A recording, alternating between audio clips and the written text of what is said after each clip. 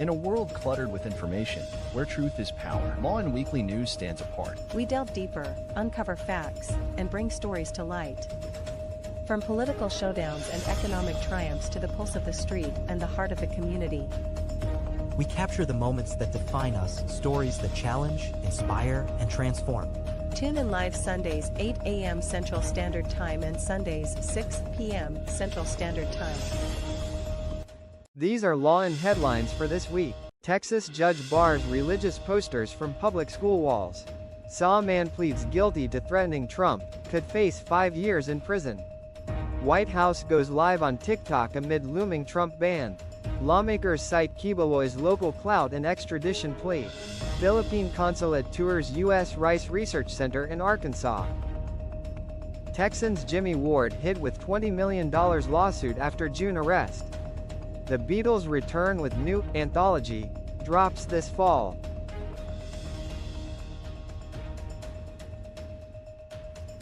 Good day, I am Neska, and tonight we bring you the latest stories in the United States of America, especially in the state of Texas.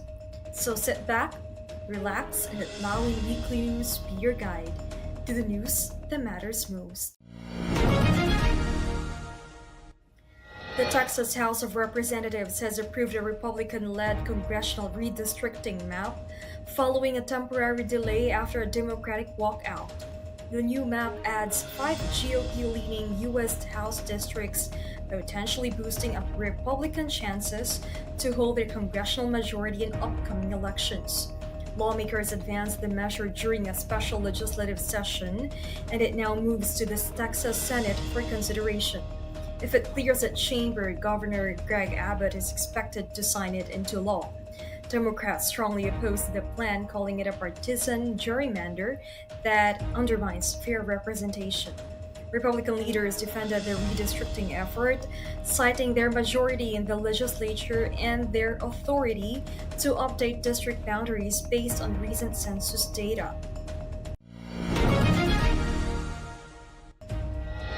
A federal judge has issued a temporary injunction blocking a Texas law that would have required public school classrooms to display the 10 Commandments. The ruling came after civil rights groups filed a lawsuit claiming the law violates the Establishment Clause of the First Amendment. The law was set to take effect this school year. In the decision, the judge said the challenge raised serious constitutional concerns and stressed the importance of upholding constitutional protections. The Texas Attorney General's office plans to appeal, arguing the law is legal and reflects the long-standing traditions in public education. Before the injunction, school districts had already prepared or started preparations, and the Texas Education Agency had released guidance for the implementation. Texas lawmakers have advanced a bill that would ban the sale of animals along roadsides, in parking lots, and other temporary locations. The legislation aims to improve animal welfare and public safety across the state. Lawmakers say the measure targets unregulated sales, often linked to unsanitary conditions, lack of veterinary care, and risks to both animals and people. If passed, the bill would prohibit selling cats, dogs, rabbits, and similar animals in outdoor or makeshift changes. Sales will be limited to licensed breeders, shelters, and regulated establishments meeting health and safety standards. Animal advocacy groups have backed the bill, citing cases where roadside animals were later found sick or neglected. Texas is set to invest more than $146 billion over the next decade to upgrade roadways and ease traffic congestion. Governor Greg Abbott announced a 2026 Unified Transportation Program, a long-term plan that Texas Transportation Commission is expected to adopt soon. The proposal directs $101.6 billion toward projects focused on safety, connectivity, and economic growth. Nearly $45 billion will go toward new development and maintenance. Another $2 billion will boost the Texas Clear Lanes initiative, which targets traffic congestion in major urban areas. About $17 billion is set aside for safety upgrades. while $669 million will improve rural corridors and key economic routes. The Unified Transportation Program serves as the roadmap for planning and funding across Texas' infrastructure network. Final adoption is expected later this year. In a world filled with fleeting moments, there's beauty waiting to be captured. My name is Christian, and I specialize in immortalizing your most precious memories, from elegant weddings to vibrant events and timeless portraits. I'm here to make every moment unforgettable. Let me tell your story through the lens. Contact me today and let's create magic together.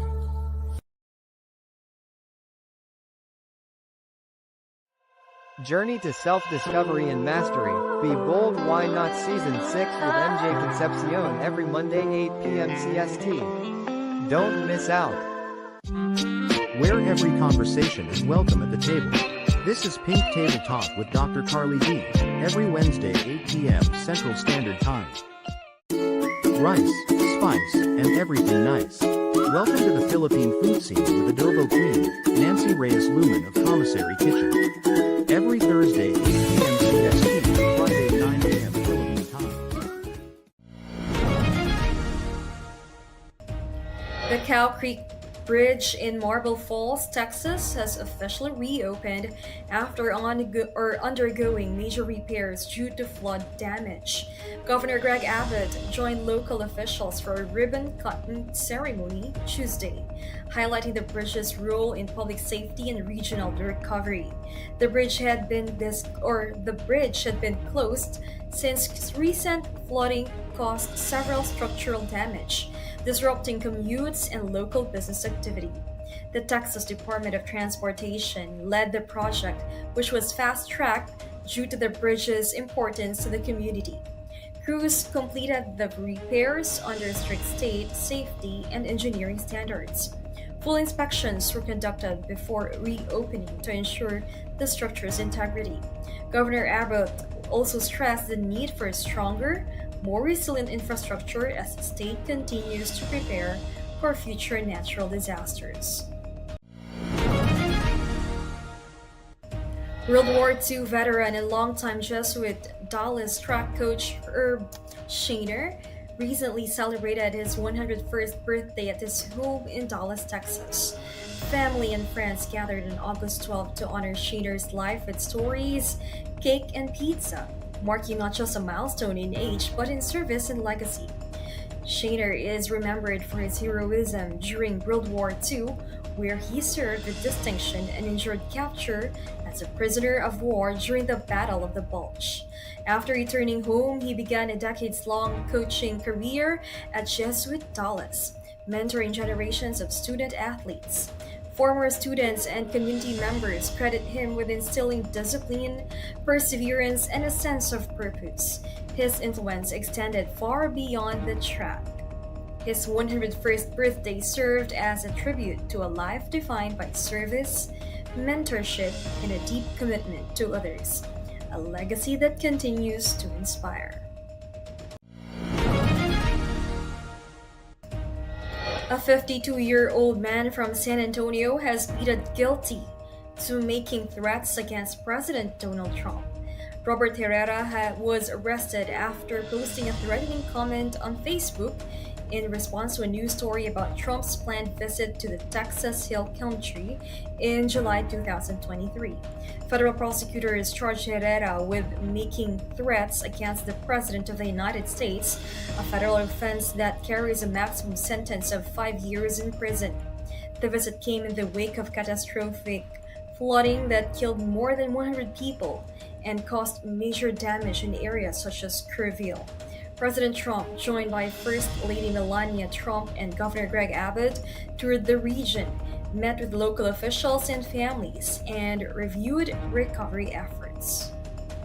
Authorities said the threat was taken seriously due to the high-profile nature of the visit and ongoing safety concerns for public officials. The White House has launched an official TikTok account just weeks ahead of a key September 17 deadline that could lead to a nationwide ban on the app. The deadline follows a directive from President Donald Trump requiring TikTok's Chinese parent company ByteDance to restructure ownership in order to continue U.S. operations. That order faced legal challenges and was later revoked. However, concerns over data privacy and national security remain in focus. President Biden's administration has taken a broader approach, directing federal agencies to evaluate potential risks linked to foreign-owned apps rather than calling for immediate bans. Join us for a captivating new series where Lawin sits down with the trailblazers of the music and entertainment world. Discover the stories behind the faces and voices that shape our culture and community. We will bring you exclusive interviews with industry legends and rising stars. Behind the scenes insights and get a peek into the creative processes and personal journeys. Artists and performers and their upcoming shows and events. Stay tuned for more updates and sneak peeks. Follow us on social media and subscribe to our channel.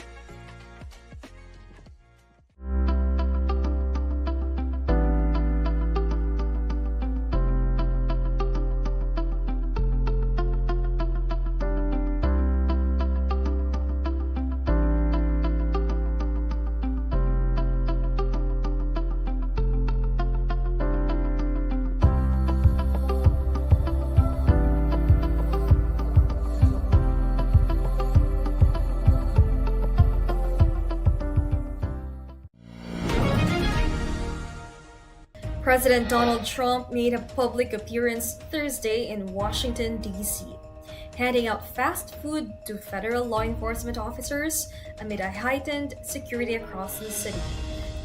Trump distributed burgers and pizza to a large group of uniformed officers during the visit, calling the gesture a show of appreciation for their service. The event drew a sizable turnout, with the former president engaging directly with officers at the scene. The appearance took place as DC remains under increased law enforcement presence due to ongoing concerns over public safety and rising crime. City officials and federal agencies continue discussions on how best to respond to security challenges in the capital.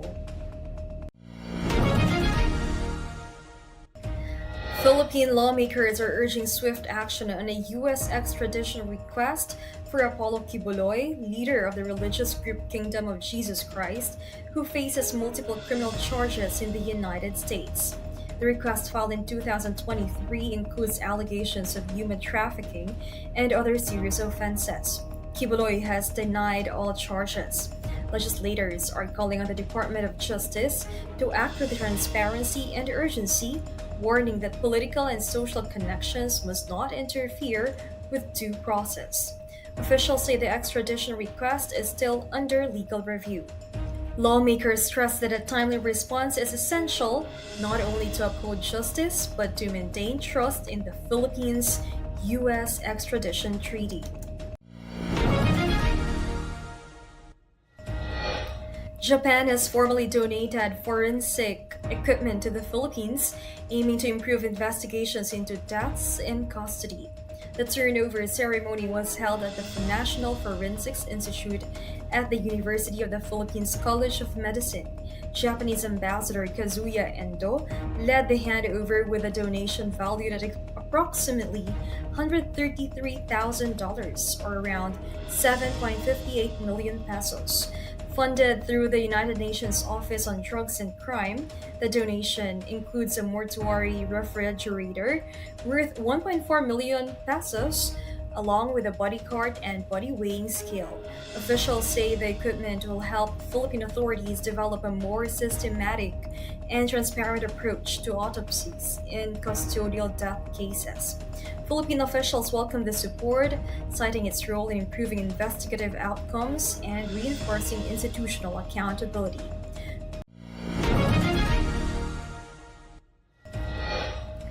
Representatives from the Philippine Consulate General recently visited the Dale Bumpers National Rice Research Center in Arkansas to learn about the center's rice research initiatives. The delegation observed ongoing work in areas such as genetics, physiology, pathology, agronomy, and cereal chemistry. These studies aim to develop rice varieties with higher yields, better grain quality, and enhanced resistance to diseases, pests, and environmental challenges. Operated by the U.S. Department of Agriculture's Agricultural Research Service, the DBNRRC is the largest rice research facility in the country. Its research benefits a wide range of stakeholders, including scientists, farmers, millers, processors, and consumers. Arkansas, which boasts over 1 million acres of rice farmland, produces about half of the United States' total rice output, making the state a crucial hub for the industry. For divorce and family law in Texas, Liggett Dizon Law Firm PC will guide you every step of the way. From initial consultation to detailed review of your case and strategic planning, We'll sit with you during negotiations or mediations, and represent you in court. whether it is a family law, estate planning, or immigration, we will be there to guide through the final steps. So, leave your legal matters behind you and embrace your future. You can contact Liggett Dizon Law Firm PC at 346-5454-346 or visit DizonLawFirm.com. Houston Texans defensive back Jimmy Ward is facing a $20 million lawsuit linked to his arrest in June, according to newly released court findings. Details surrounding the arrest remain unclear. The Houston Police Department confirmed Ward's detainment but has not disclosed the reason or charges, if any. The civil lawsuit alleges harm related to the incident and seeks $20 million in damages. Specific claims have not been made public. The Houston Texans have not released an official comment. Team legal counsel is reportedly reviewing the case. The NFL has also declined to comment but may conduct its own review under the league's personal conduct policy. Ward, a veteran player with a strong on-field reputation, joined the Texans after several seasons with other NFL teams. Filipina tennis player Alex Yala made her US Open women's singles main draw debut on August 24, facing Denmark's Clara Tauson at the USTA Billie Jean King National Tennis Center in New York. Yala 20 took on a tough opponent in Tauson, currently ranked world number 15 and a three-time WTA title holder. The match marked a major milestone for Yala, who was aiming for her first singles win in a Grand Slam main draw. The US Open is one of tennis's 4 Grand Slam tournaments and draws the sport's top talent from around the world. Held annually, the tournament is known for its high stakes and electric atmosphere. Tauson, 22, started playing tennis at the age of 6 and has steadily risen through the ranks on the professional circuit. Yala's path to the US Open included appearances in other major tournaments, including the Australian Open, showcasing her steady growth and potential as a rising star in women's tennis. The Beatles anthology documentary series is set to return this fall, now fully restored and remastered, with an all-new episode and updated audio mixes. Disney Plus will begin streaming the enhanced series on November 26th. First released in 1995, the Beatles anthology detailed the band's journey from their early days in Liverpool to their global success. A new 9th episode will be added, featuring never-before-seen behind-the-scenes footage from 1994 to 1995. It captures Paul McCartney, George Harrison, and Ringo Starr as they reunited to work on the project and reflect on their time together. Giles Martin, son of longtime Beatles producer George Martin, handled the audio or updated audio, remixing many of the tracks featured throughout this series. In addition to the documentary, new music is also on the way. A fourth anthology album will be released on November 21st, including 13 previously unreleased demos, rare recordings, and session tracks. Remastered editions of the original 3 anthology albums will also be released on the same day.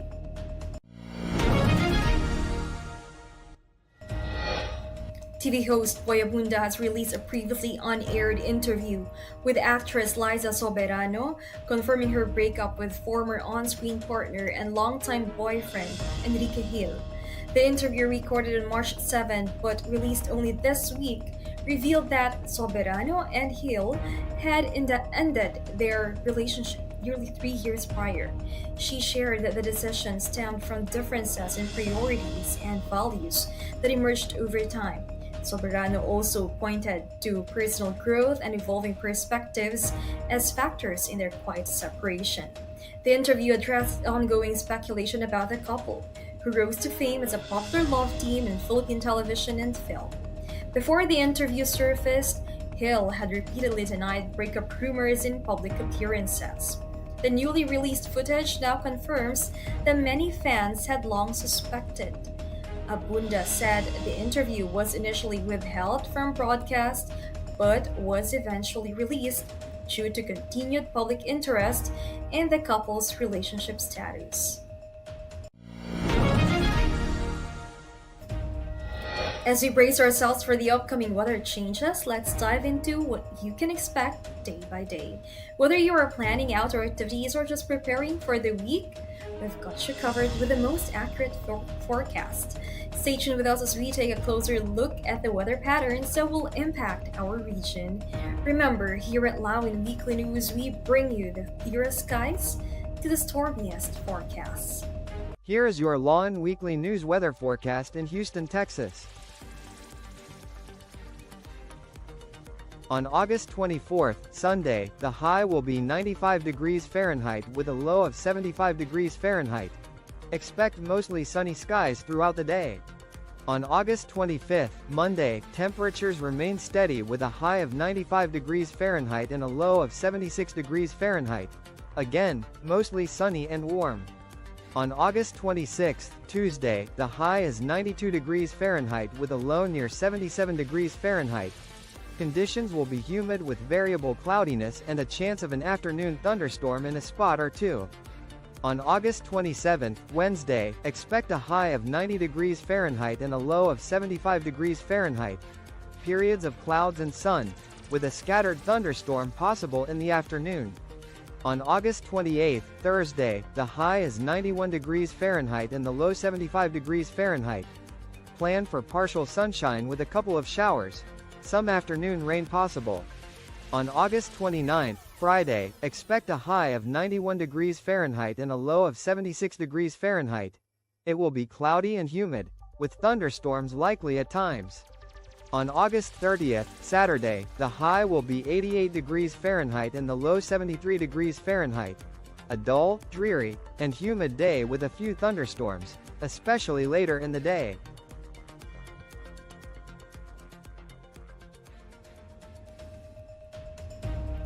So those were the latest stories in Texas this week. I am Nesca Santina from Lawin Media Network.